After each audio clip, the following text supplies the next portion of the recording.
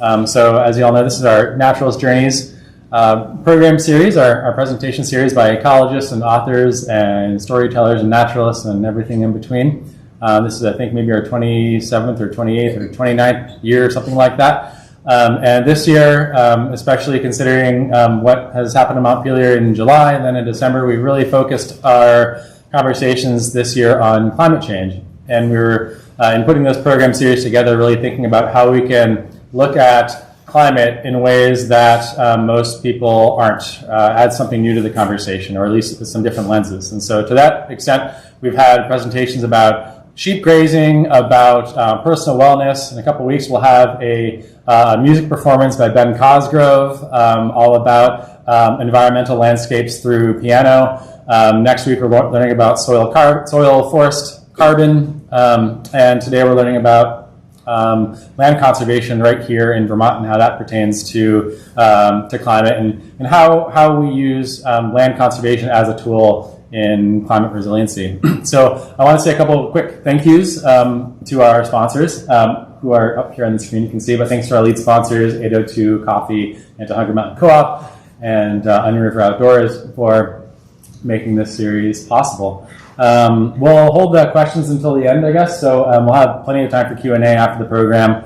And let's see, and I encourage everybody to, if you haven't already signed up for our last two Naturalist Journeys programs, we have a little bit of a hiatus, a February break, but we'll be back in March with our last two. And on the table in the back is a pamphlet that has all of our Naturalist Journeys for the season. With that, so Gus Goodwin is a conservation planner with the Nature Conservancy and a good friend of the Nature Center. And when we were putting together this program all around land conservation in Vermont and thinking about climate, we could think of no better person to help share some stories around the science and the science and stories around land conservation in Vermont. So help me welcome Gus Goodwin.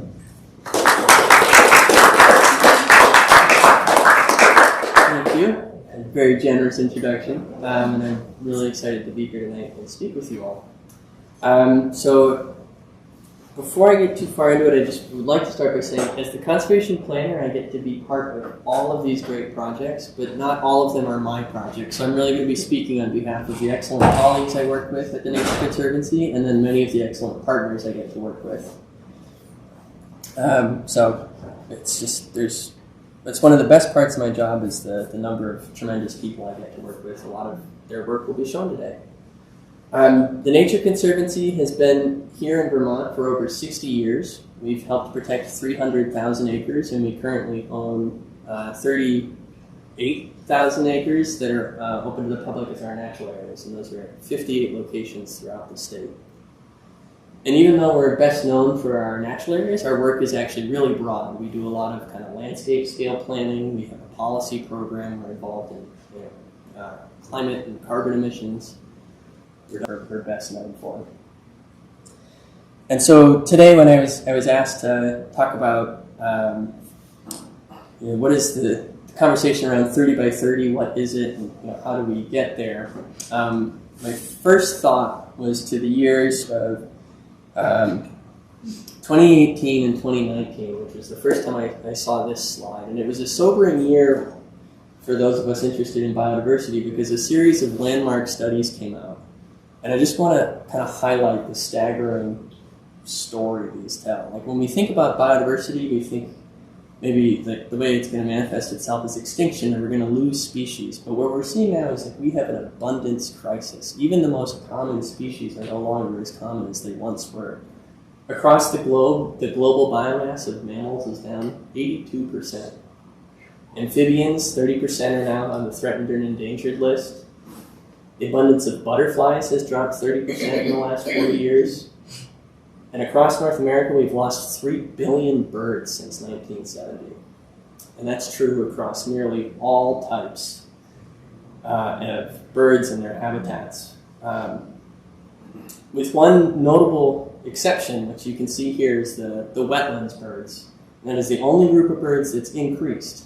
In programs and tremendous resources have been invested in protecting habitat for wetland birds. And it's on that note that I want to transition into the 30 by 30, because although these graphs are really discouraging to see the trend line going down that steeply. But the Wetland Birds Group shows us is that with a lot of focus and investment, we can reverse the biodiversity decline, and we have a lot to offer. So what is 30 by 30? In short, it's kind of this movement that's taken on that set a goal to protect 30% of our lands, waters, and oceans for biodiversity by 2030. And it's kind of widely credited to have started with E.O. Wilson's book Half Earth, which advocated for setting aside half of the earth for nature. It got started in the United States with a Senate resolution that was introduced by a senator from New Mexico in 2019. A similar bill was introduced in the House in 2020 by Deb Haaland, who's now our Secretary of the Interior. And then in 2020, President Biden signed Executive Order 14008, which has come to be known as Conserving and Restoring America the Beautiful. And that is an executive order that laid out a sweeping vision for how we can address climate change and the biodiversity loss. And it was the first place that it set the national goal of protecting 30% of our lands, waters, and oceans for biodiversity. From there, 2021, this kind of 30 by 30 mantra became adopted in a series of kind of global conventions on conservation and biodiversity. Showed up in the G7 Nature Compact, the International Union of Conservation, and then most recently in the COP15, which was kind of an international summit on biodiversity hosted in Montreal. And then more locally, in just 2023, Vermont passed Act 59, which is our own state-bound version of the 30 by 30 bill. And it sets out a conservation vision for Vermont that has an ecological functional landscape, it supports working lands, it promotes climate resilience, provides access to recreation, and is consistent with having vibrant downtowns, rural areas, and natural areas. And again, it sets a state goal of protecting 30% of our lands and waters by 2030 and 50% by 2050. And it's probably worth noting that what they count as protected becomes a little bit more generous as you get out towards the 50% by 2050. So in the short term, we're thinking more about like what are these permanently protected places, thinking about like state parks, state forests, natural areas.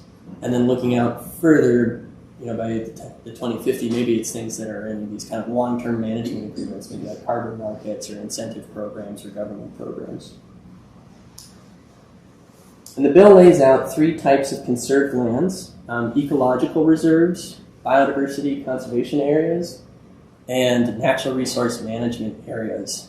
And those 3 different categories are managed obviously with 3 different objectives and 3 different kind of focuses on biodiversity. And then it calls for the distribution of those types of lands to be guided by Vermont Conservation Design, which is our state conservation plan.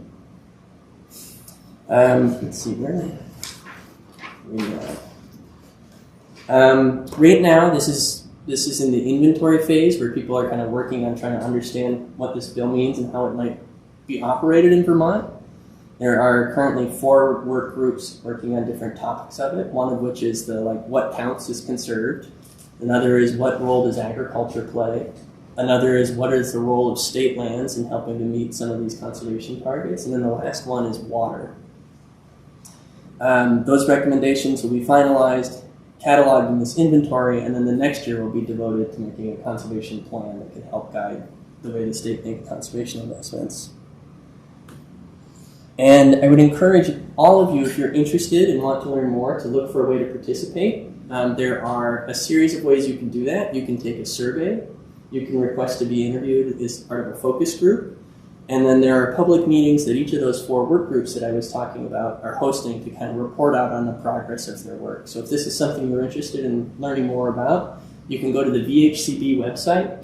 And on the Our Programs tab, if you click that, you'll see the Vermont Conservation Strategy Initiative, which is what is the Vermont kind of 30 by 30 initiative is being labeled as right now. And I should note that the Aquatic Roundtable is tomorrow, so it's coming up quick if you want to get it, if you really are interested and want to learn about the way folks are thinking about freshwater conservation in Vermont. Okay, so that's what 3030 is generally about. And then the next obvious question is well, how close are we at all? And it kind of depends on what you count and what your scale is. If you look across the U.S., the answer is either 12% counts towards meeting the 30 by 30 goal or 29.8% counts, depending on what you decide to count. And what I'm showing here, I'm imagining very hard for people in the back to see, but there are 3 categories of land that have been tracked by the U.S. Geological Survey as different conservation classes over the years. And the first class is really strict biodiversity protections, and you can kind of think of that as a shorthand for the ecological reserve, a place where nature really leads and human interventions are very restrained.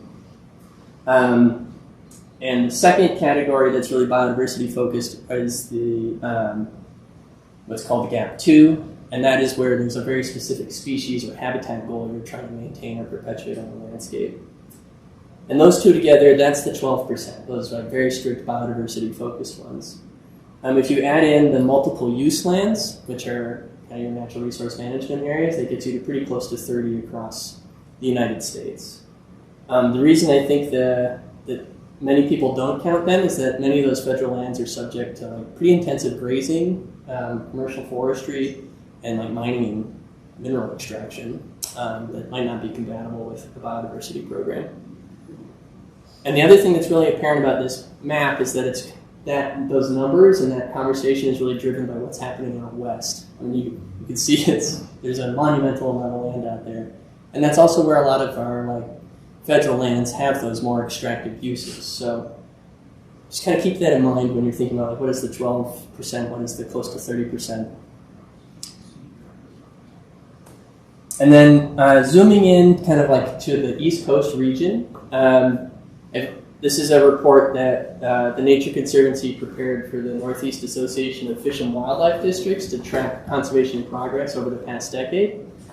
And you can see Vermont overall is considered 22% conserved for biodiversity, and that includes those same categories of ecological reserve, biodiversity areas, and then working lands.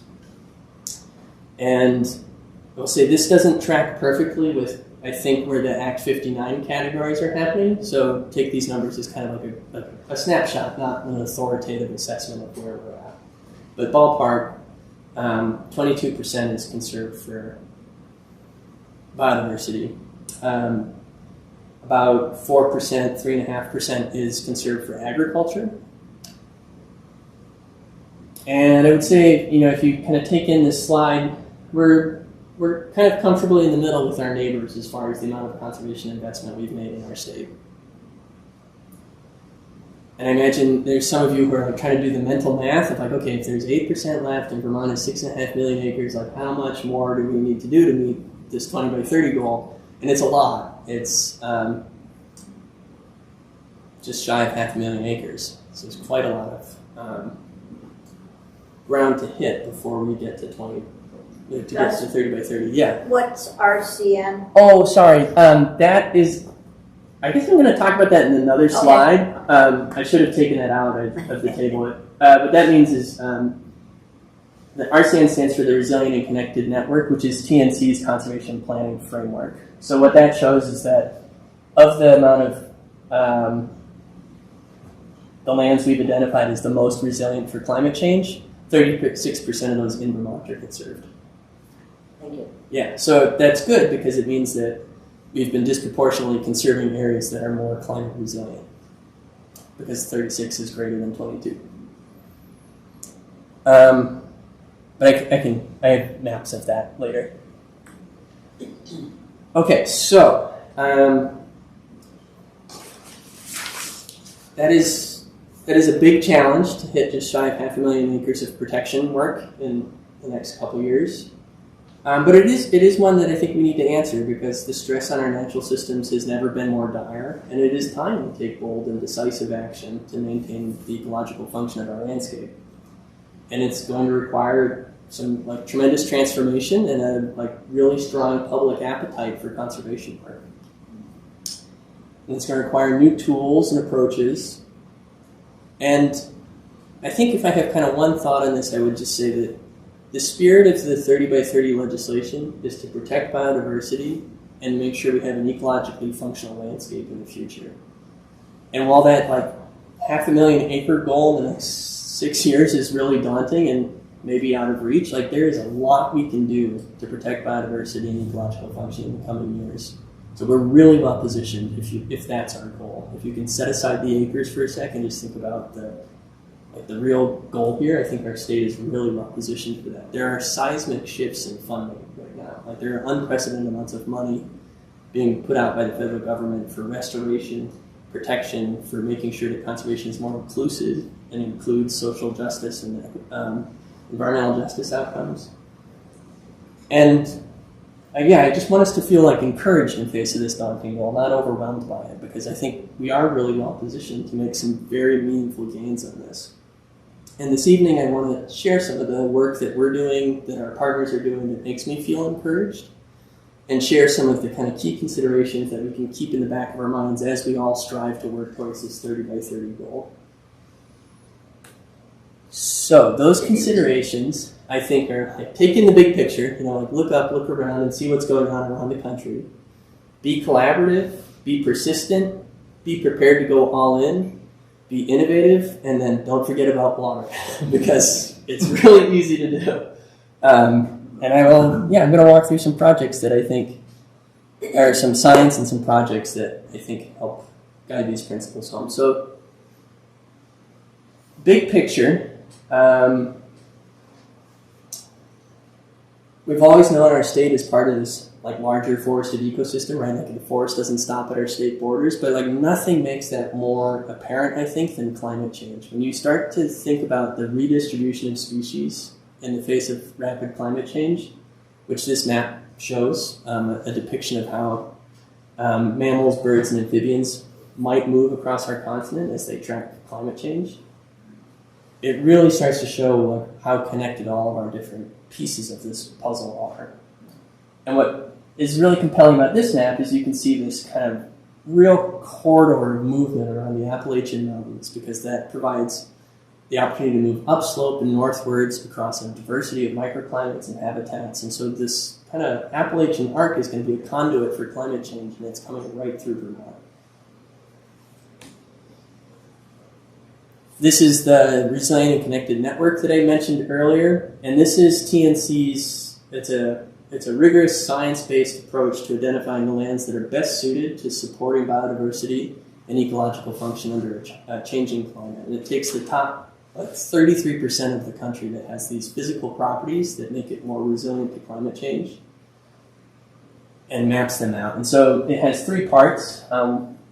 There's site resilience, which is the overall ability, the physical properties of the site that will help it sustain biodiversity. Climate flow, which is that map I just showed you, how species might move through the landscape as they adapt to climate change. And the third part is where is their biodiversity now? So where all of those three parts come together, we have what TNC uses as the Resilient and Connected Network. And that is the primary focus across the country of our conservation work, is protecting these lands that are the most enduring investments in conservation. A little closer to home, the Staying Connected Initiative, which is a big multi-collaborative organization, has been focused on the northern forest, the northern Appalachians for decades now. And their primary goal is to make sure that wildlife can move throughout this ecoregion.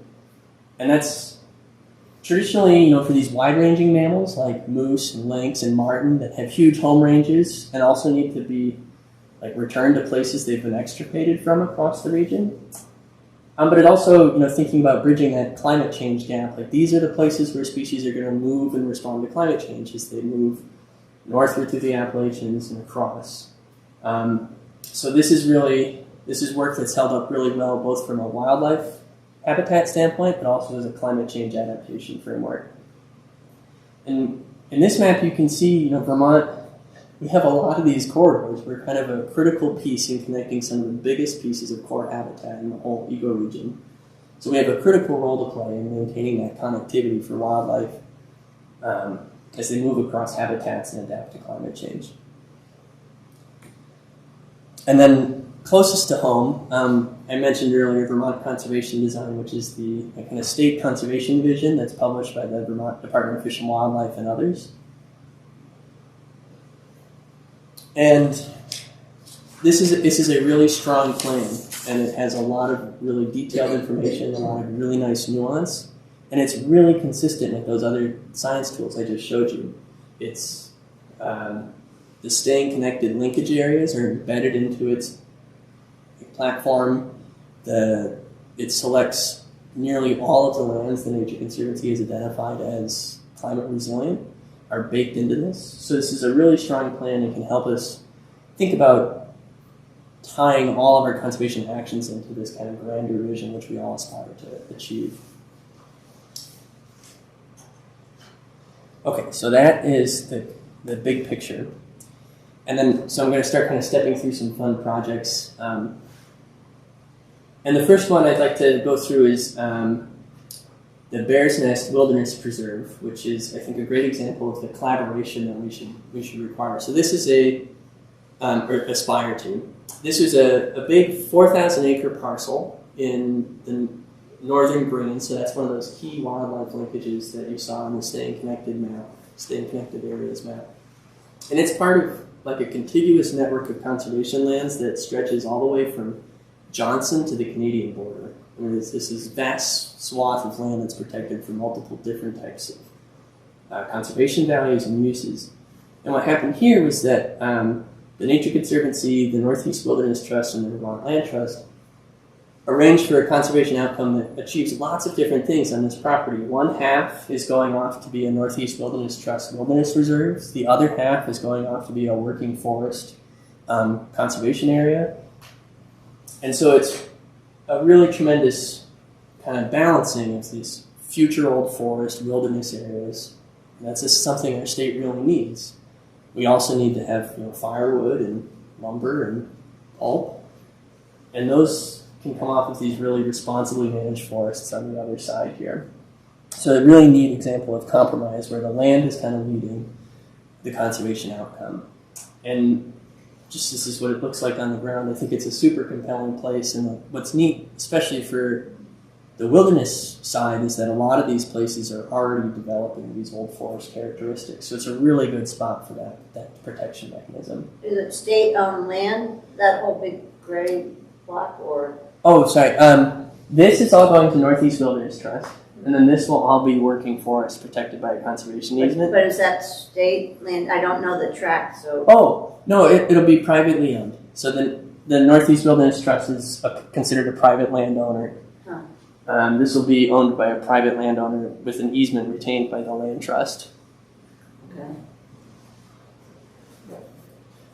This is all state land here, but the state's not implicated in this particular conservation outcome. When did this happen? The press release was a couple weeks ago. Oh, just. So the next kind of guiding principle is to be persistent, because this work can take a lot of time. And so the story in this area is, so this blue area outlined in the map is what the Nature Conservancy considers the Glebe Mountain Matrix Forest Block. And this is an area we identified back in 2000 when our conservation vision started to shift from not only protecting like the rarest of the rare, but also the best of the most common. So where are the places, if you think about like a chocolate chip cookie, like we've been in the business of protecting the chocolate chips, but we also need to start thinking about how to protect like the cookie that surrounds it, because that's just as essential. So this was one of those cookie areas that we thought was one of the best examples of this type of forest in the whole Northeast.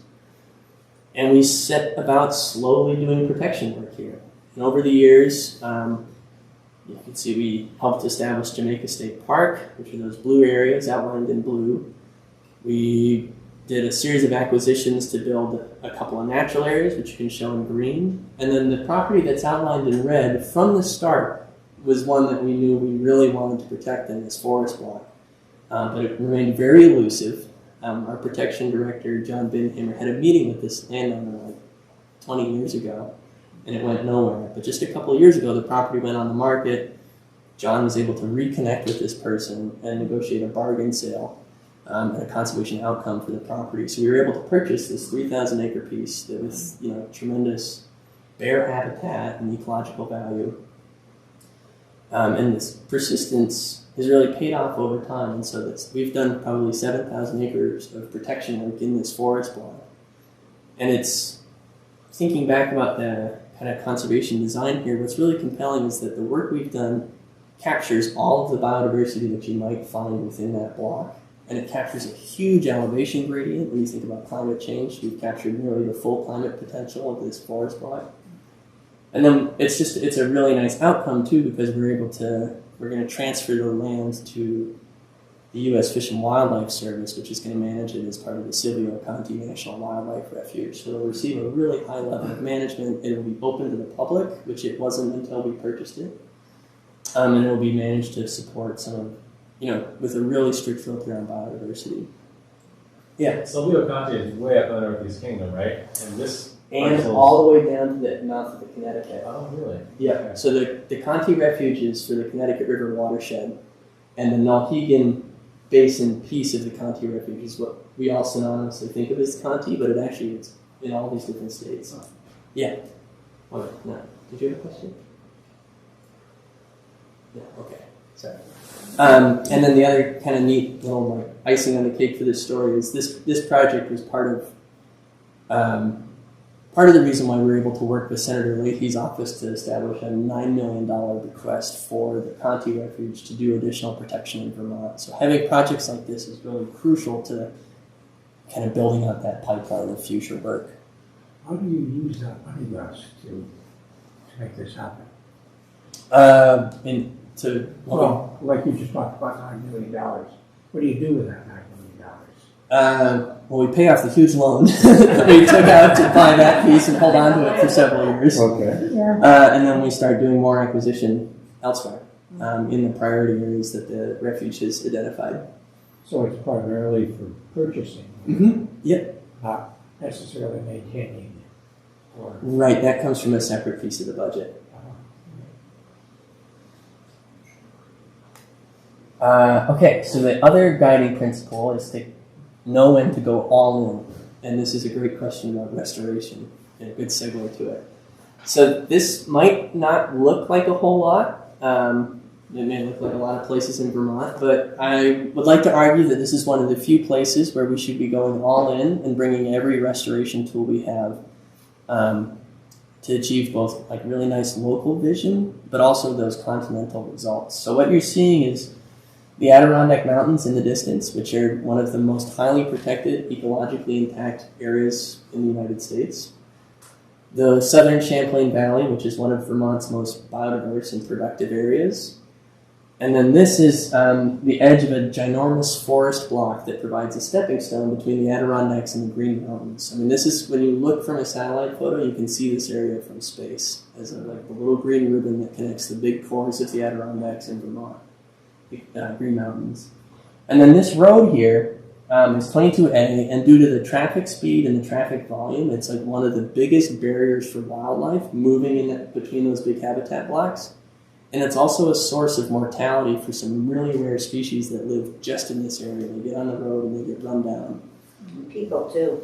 Yeah. It's not a safe road for... Yeah, it's scary. We have bad parking there, so I know exactly how much... Yeah, anyways.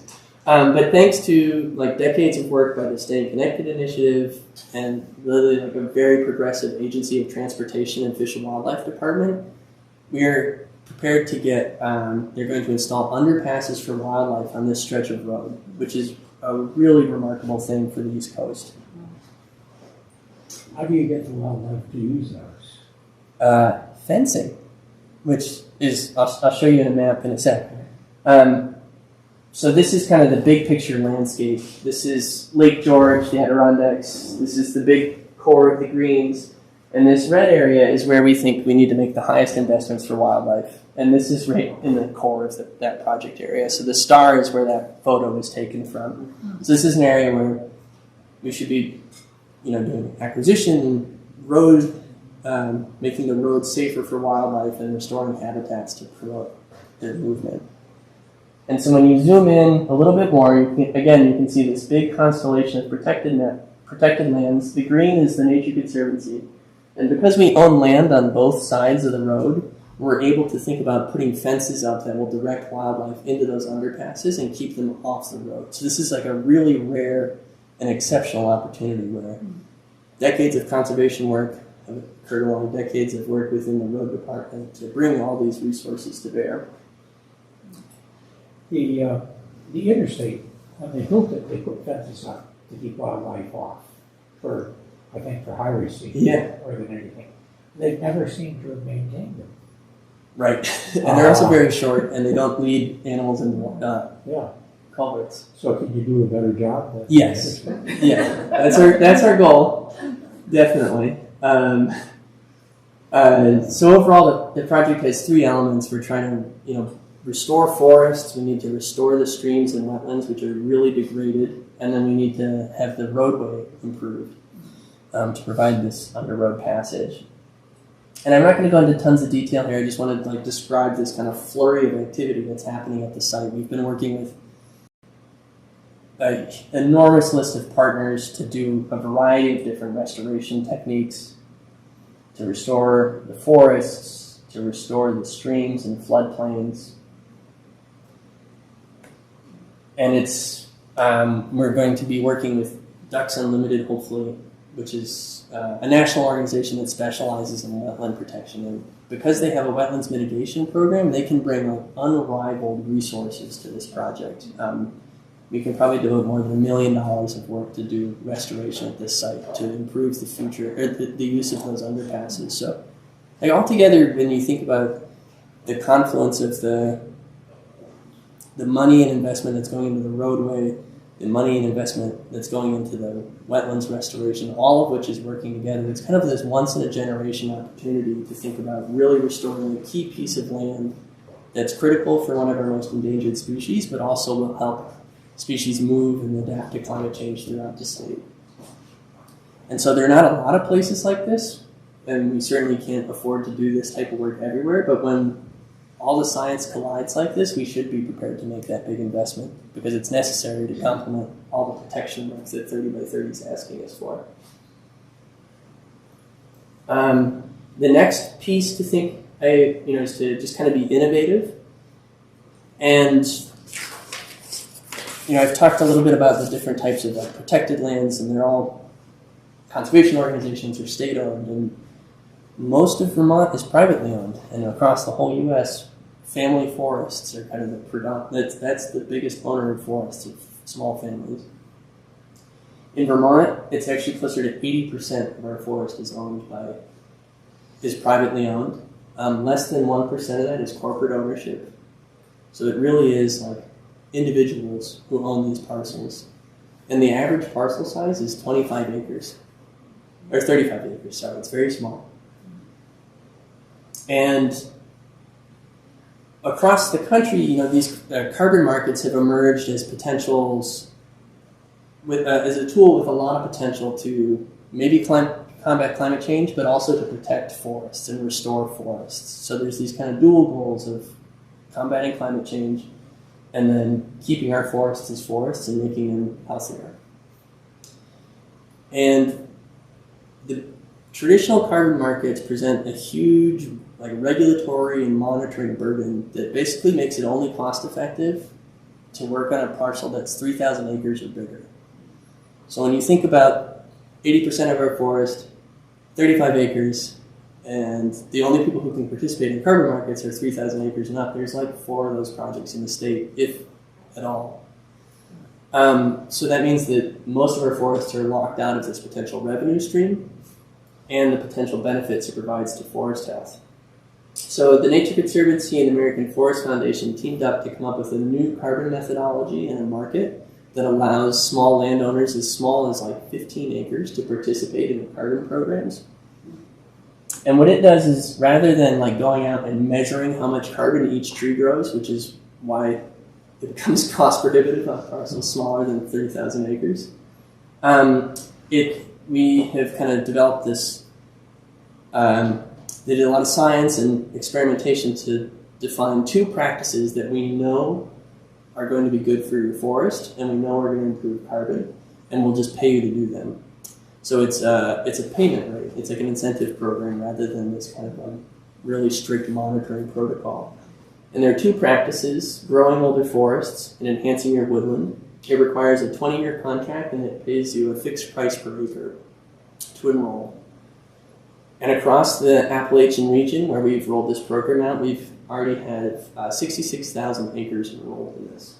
And so we see this as a real success, as a way to provide revenue to people who own forests, because if forests are profitable, that's a great way to keep forests as forests. And it also, with this 20-year contract, it helps delay or kind of maybe even avoid conversion and development of the forests. We have 7,000 acres enrolled in Vermont, which, given the new, like how new the program is a really neat amount, and the appetite for enrollment has been so high, we've actually hired out someone who's going to specialize in speeding those applications through and helping landowners work through the program. Yeah. If you have land conserved with the Vermont Land Trust, is it eligible for this as well? I think you need to talk to your forester to figure that out. I think it is. But it would be a fine detail to work out. Yeah. Because I think it is. But you should. I've seen this advertised a little bit, and just like, should we be paying attention to this? Should we be paying attention? Yeah, because it provides for consultation with the forester and update to your management plan on top of the the cost of transition is included in the program on top of the incentive payments. So I think it's worth exploring. And I think it might be up to the terms of what's in your easement would be, or what's in an easement would be the deciding factor. Is there a minimum size? 15 acres is the minimum, but it's really more about the amount of carbon that's on it. So if you had a super high carbon on a really small forest, that might be eligible, but if you had not a lot of carbon on a bigger forest, it wouldn't be eligible. Look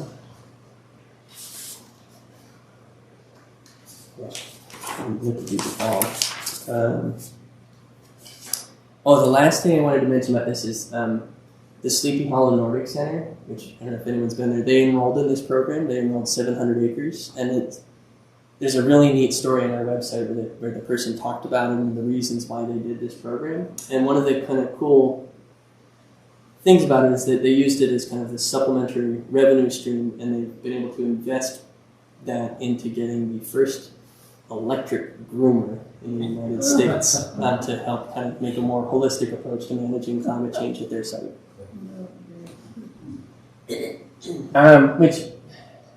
So my last kind of thought is don't forget about water.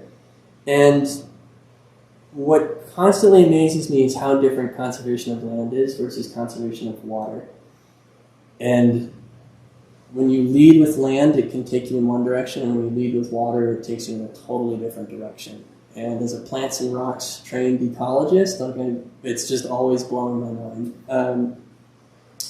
And I want to start with one of the key foundational differences, and this was hard for me to really wrap my head around at first. But at a basic level, there's an understanding of what counts as conserved for land, and a way to measure it. And people have been doing this for a while. But with water, there is no consensus definition about what counts as conserved, let alone how much have we conserved. And it's just a really dynamic system, and there's so many thorny questions when it comes to water. So even if you protected the entire banks of a river, but there's a dam in the middle that prevents fish from going up and downstream, is that conserved? If that dam restricts the ability of the river to flood and bring all those processes, does that really count as conserved? Or if the watershed has a lot of impervious surface or agriculture in it, like in the water itself is fairly polluted. And so there's, it just doesn't take long for it to really become a difficult and complex conversation. And what's neat about the Vermont-specific 30 by 30 legislation is that it's kind of tasked us to try and do that work of coming up with a consensus definition and a way to measure it. And people across the globe are working on this, but Vermont is actually a little further into it because we have this legislation. So it's actually kind of neat thing to think about the people in our state taking a first crack at this. And if you want to learn more about how the group that's focused on this is thinking about conservation of aquatic systems, I encourage you all to look for the link to visit the roundtable tomorrow night to tune in. And overall, I'd say, just this is worth every ounce of attention we can bring to it. Across the globe, freshwater diversity is declining at 2 times the rate of our terrestrial and marine systems. In Vermont here, we obviously have like the algae blooms in Lake Champlain that make our most beloved natural resource unpalatable for many months of the year. There are over 1,000 dams, many of which are no longer serving their original purpose, but still impede fish passage. They sever floodplain connections, and they pose risks to downstream communities. 75% of our river miles are so incised that those rivers no longer can access their floodplains. And as last year made so painfully clear, flooding and extreme weather is the front line of climate change in our state. And we have been working on lots of really cool projects to improve flood resilience and restore floodplains, provide habitats. And I would happily spend all the evening talking about these, but I'm trying to take my own challenge. And if I'm saying the water world is different, I want to share a different type of story with you. And so this is the different type of story. 70-80% of all of the flood-related damage is due to rapidly moving waters that create powerful erosive forces.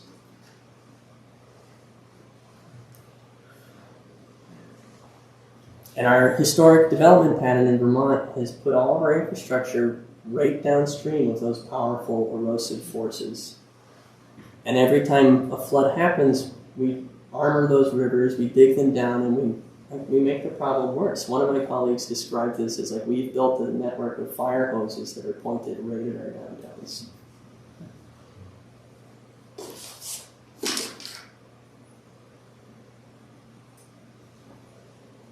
And knowing this, the Nature Conservancy has been working with a number of senators to introduce a bill that would establish protections for river corridors, reconnect rivers to their floodplains, restore wetlands, and improve dam safety.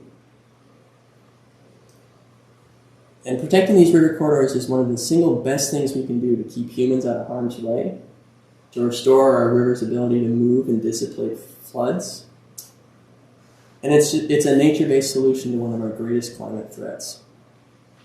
And while land use regulations are generally really unpopular, polling that the Nature Conservancy conducted found, I guess not surprisingly given what happened here last summer, that the idea of limiting developing floodplains is really popular in Vermont. And it's popular across political parties. It has bipartisan support, which the pollsters said they work across the whole country. They said this is unbelievable in this political climate to see anything that's this bipartisan. And the bill itself has both Republicans and Democrats as sponsors.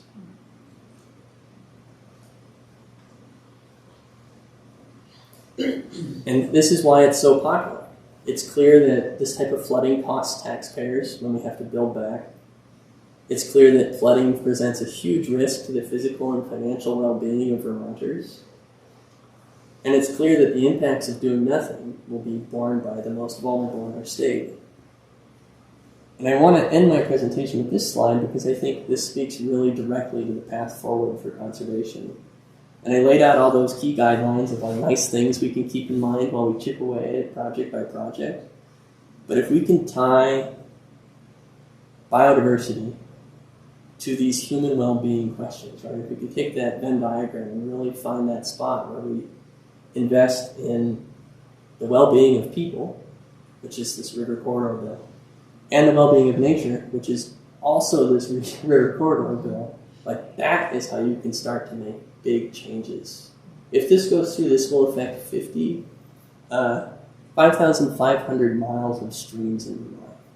Like this is considered the foundational piece for restoring like the ecological integrity of our rivers. And it's also the foundational piece of ensuring that future floods are not as damaging. And so that's the thought I'd like to leave you with. It's that Venn diagram where we can really bring people in and they can see themselves and their like core well-being directly tied to biodiversity that will help us really hit that big mark. That's it.